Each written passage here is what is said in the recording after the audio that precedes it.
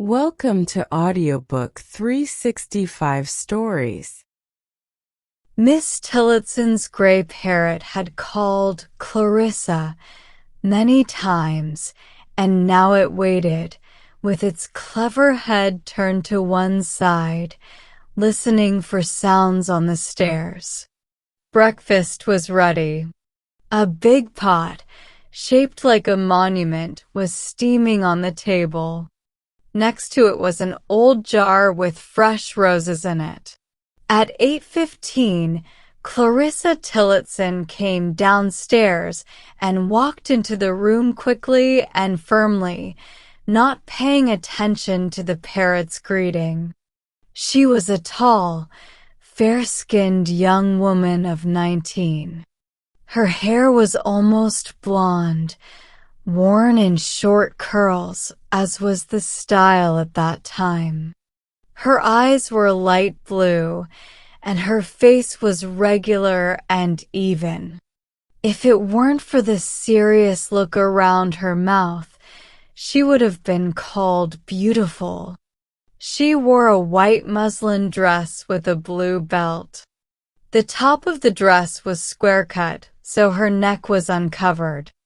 Her sleeves were tight and reached to her wrists.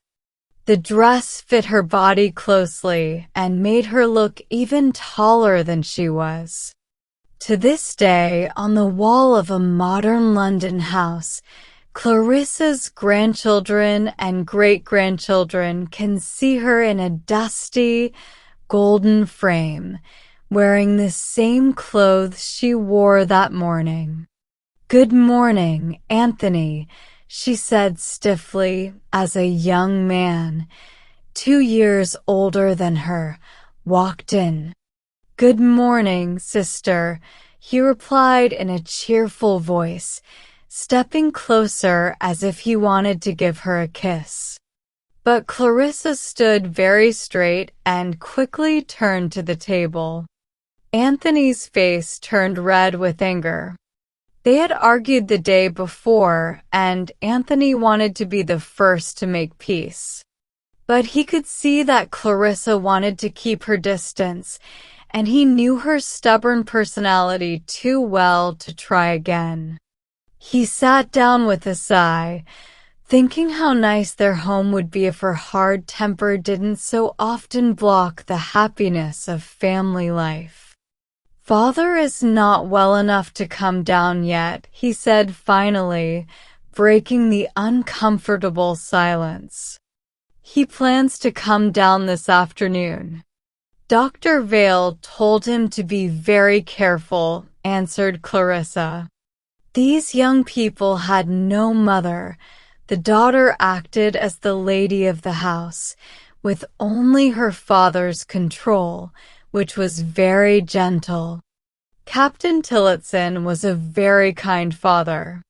His wife had died when Clarissa was too young to remember her, and the girl was raised by an old servant who let her do what she wanted.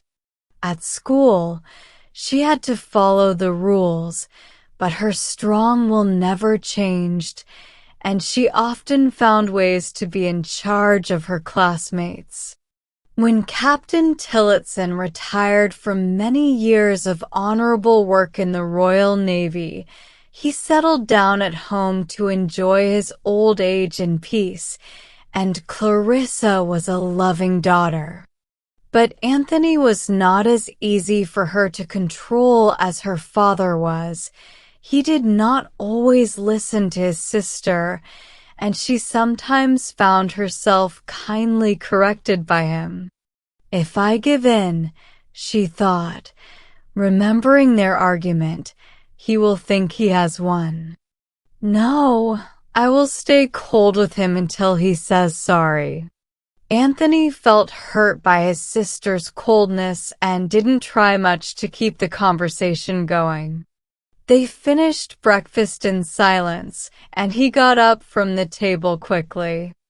"I'm going to visit the Royal George this morning," he said, walking toward the door. "If Father asks for me, Clarissa, Please tell him that I wanted to speak with Lieutenant Holloway.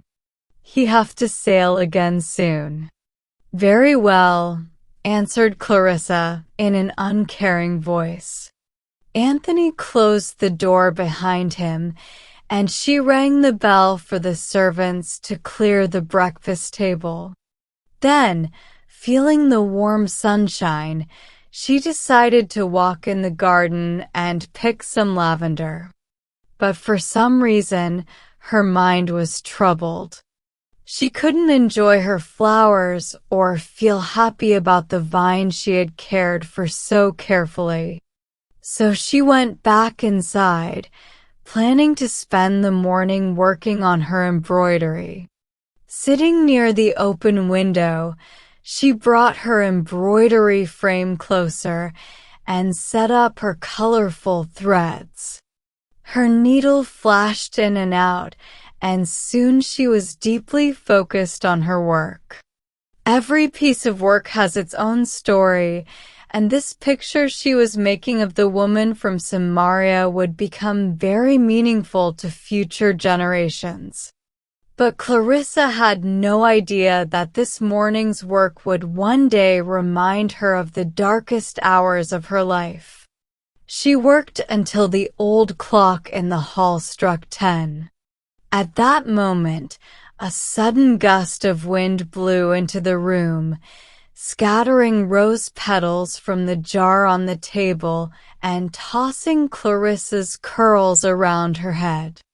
The breeze was refreshing after the hot stillness, so she stood up between the two windows to enjoy it.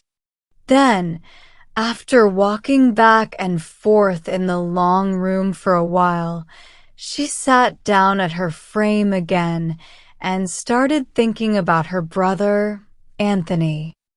Had she acted the right way? Shouldn't she have accepted his peace offering, a friendly kiss? Was it really so good to hold out until her enemy apologized? Even if he said sorry, would it be worth it? Would it feel like a real win? Or would it feel like the kind of victory that makes the winner look small instead of great? Anthony was a good person, a brother most girls would be proud of. His only fault was that he stuck to his own opinion. But was that really a fault?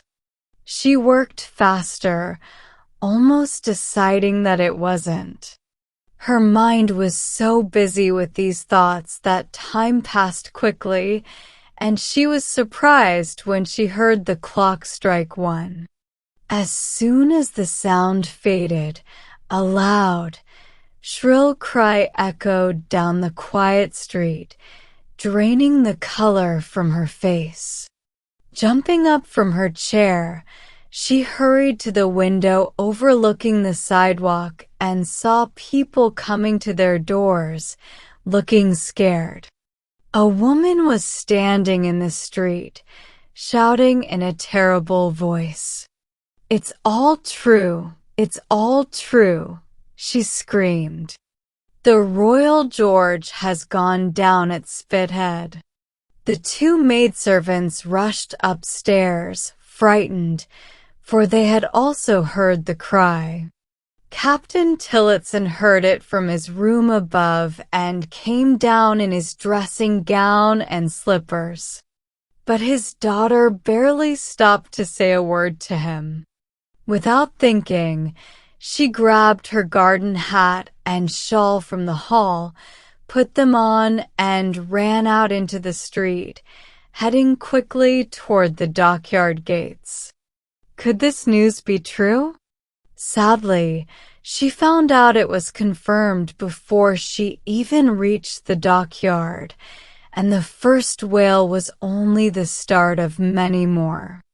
Even in that moment of deep sadness and fear, people noticed the tall, fair young lady whose face and lips were as pale as the white dress she wore.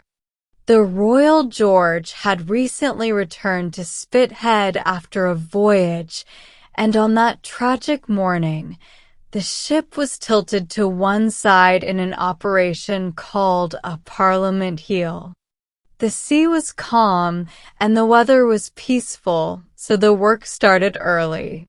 Many workers from Portsmouth Dockyard had gone on board to help the ship's carpenters.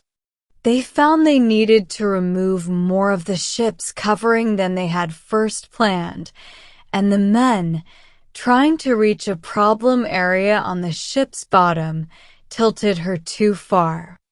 Then, a sudden breeze shook the ship's ropes, and she tipped completely to one side. The heavy cannons rolled to the lower side, water poured in, and the strong ship was lost. This was the story that Clarissa heard, in quick and shaky words, from an old sailor. But he couldn't tell her anything more.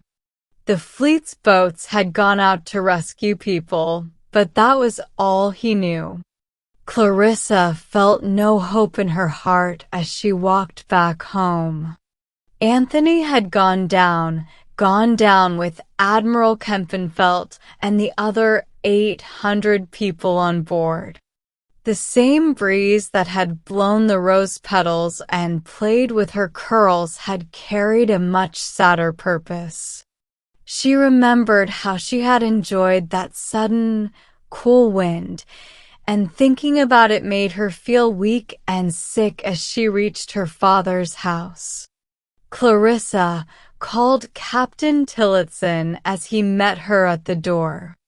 "What is all this? It can't be true. Where's Anthony?" "Yes, where was Anthony?"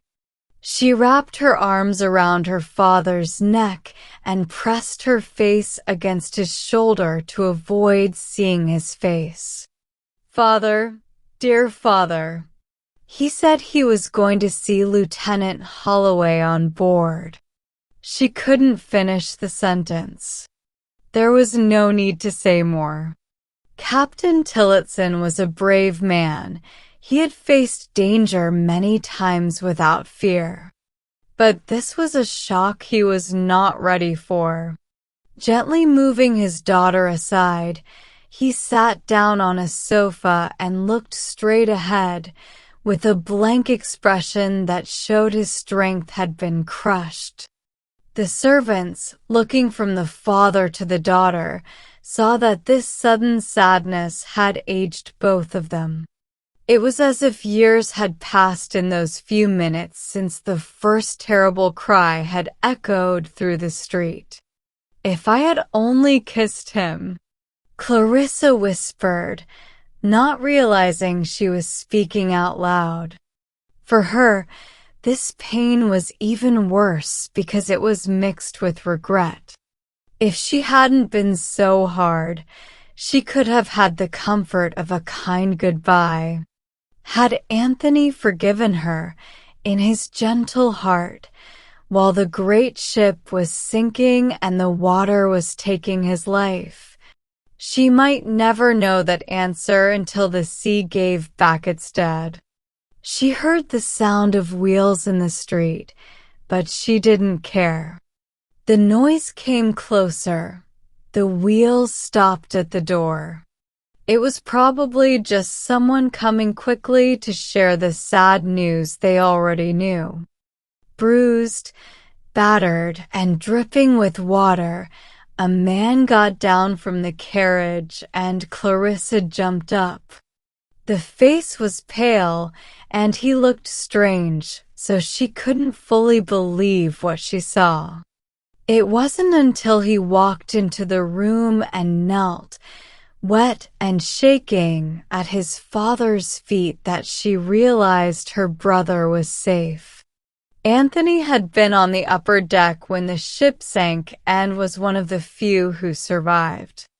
Those who were below deck were lost, along with the great admiral, who sank with his sword still in its sheath after 70 years of hard service, so close to shore. Many lives were lost, and many homes were filled with sorrow that day. But from some homes, prayers of thankfulness rose up, mixed with sadness for the nation's tragedy. People would later say that Clarissa never looked so young and beautiful as she had before that terrible day. But if the pain of that day took away her youthful glow, it left her with a meek and quiet spirit, a calmness and gentleness that some of us only gain after going through deep sorrow.